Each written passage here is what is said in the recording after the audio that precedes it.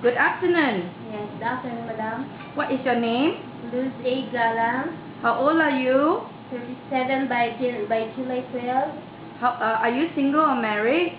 I'm really single. You are really single, got no husband. No husband, no boyfriend. Why you not find a husband? Not now because it's very life so difficult. You come from a big family. No, really poor. Oh no, I'm saying how many brothers and sisters you have? I have 3 sisters all married and 3 brothers not yet married. You are the second to the family. I'm the second of the family. Okay, very good. I understand you worked in abroad before. Yes. Can you tell me your experience working abroad? Well, before I'm working in Saudi Arabia for 2 years and 5 months. I work all the techniques in the house.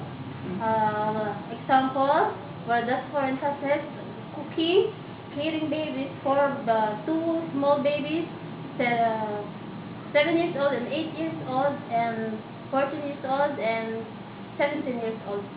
Okay. Can you tell me why you want to go abroad? Of course, in the Philippines I don't have any work. So you will complete your contract. Yeah. Okay, thank you very much.